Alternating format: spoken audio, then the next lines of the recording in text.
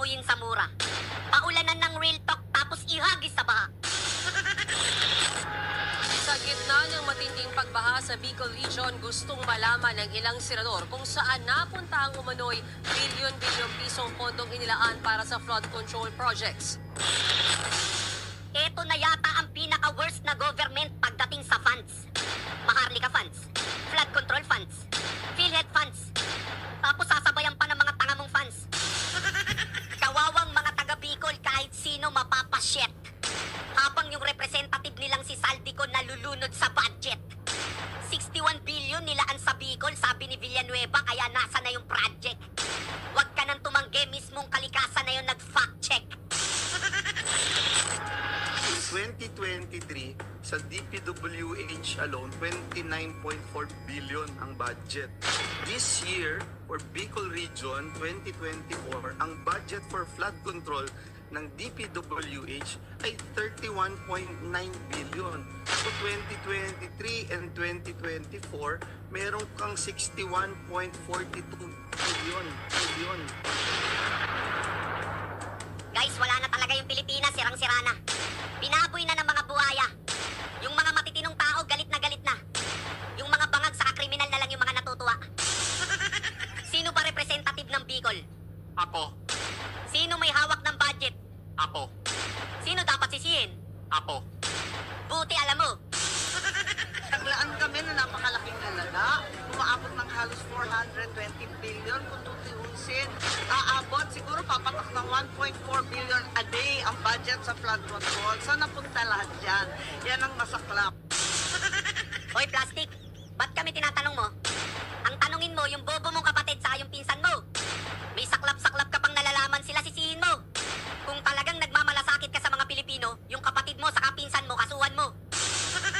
Hindi yung daldal ka ng daldal dyan sa media, wala ka namang ginagawa.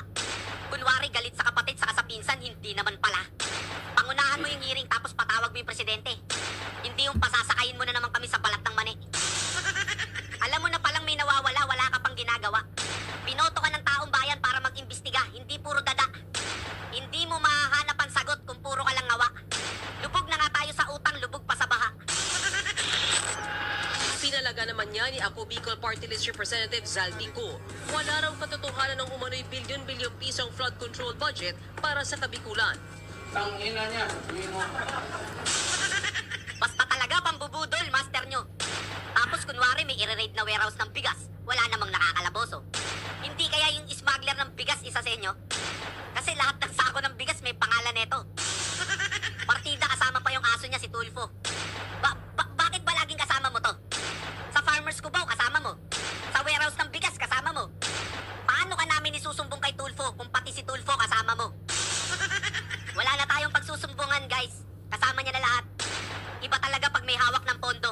Dinidikitan ng lahat. Papunta naman ako sa'yo. Bakit pati tong taong to? Itong taong to pati sa travel sinasama mo. Biruin mo si Mark Anthony Sayarot sa New York, sinama pa neto. Baliktad na ngayon, bagong Pilipinas, kaya yung kriminal protektado. O Igan, pasok! Igan, bistado umano'y Shabu Laboratory sa dalawang bahay sa Muntinlupa.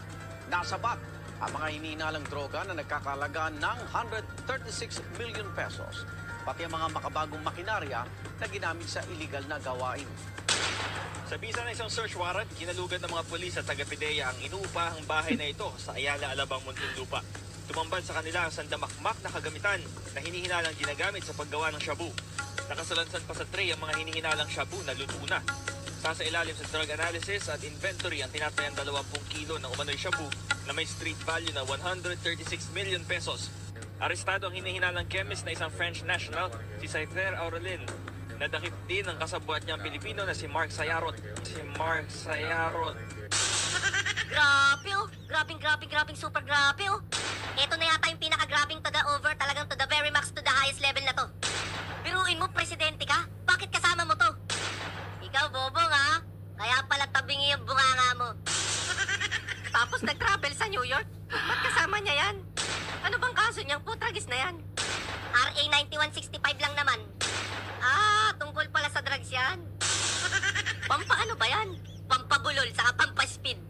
Pag nagsalita yan, yung Amerikano yung nagno-nosebleed. Nandiyan dyan si Sayarot, malay mo siya yung taga-feed. Kaya tingnan mo yung bunganga ni Bobong, kala mo na palo ng pala sa iwahig. Biruin mo, nag-travel yan ha. Kasama yung hari ng pondo, si Bangag, si Kokak sa Amerika. Wala namang nakukuhang investor, parang tanga. Nag-travel yan, kasama si Sayarot, saan ka pa?